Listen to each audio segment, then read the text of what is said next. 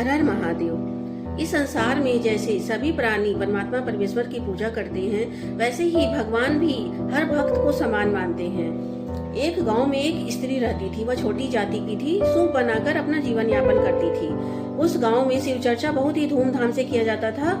Mic लगाकर किया जाता था। वह छोटी जाति की महिला उस शिव चर्चा में जाकर डर से नहीं बैठती थी कि लोग उसे भगा देंगे, इसलिए माइक से ही चर्चा सुनती थी। एक दिन वह सोची कि हम घूंघट लगाकर उस चर्चा में जाकर बैठेंगे और दया मांगेंगे, क्योंकि उसकी कोई संतान नहीं थी। उसने वैसा ही किया। वहां जाकर चर्चा सुनी और अन्य भक्तों से कही कि मेरी कोई संतान नहीं है, आप लोग भी मेरे लिए प्रार्थना कीजिए।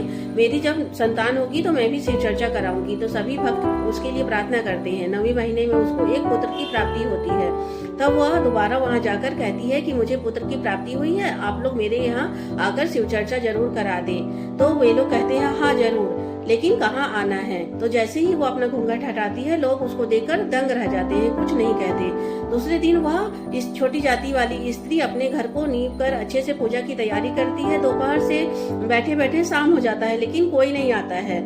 तब वह खुद से ही जैसे देखी थी वैसे ही सारे नियम का पालन करती है, लेकिन प्रसाद बहुत ज्यादा था। वो सोचती है अब इसका क्या करें। तब रात को सोचती है ढक कर रख देते हैं, सुबह देखेंगे क्या करेंगे। दूसरे दिन उसके घर के सामने से एक समूह जा रहा होता है, तो वो उससे सब बात कहती है और बोलती है आप ग्रहण करेंगे प्रसाद। तो वो लोग ले लेते हैं।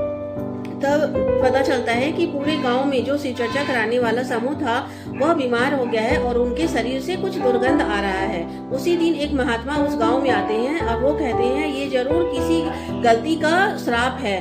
तब वो बोलते हैं कि तब एक शिव चर्चा कराने वाला जो समूह था उसका एक भक्त कहता है कि हमने ऐसा गलती किया है, उसके यहाँ जाकर शिव चर्चा नहीं कराया, जबकि हमने कहा था हम आएंगे।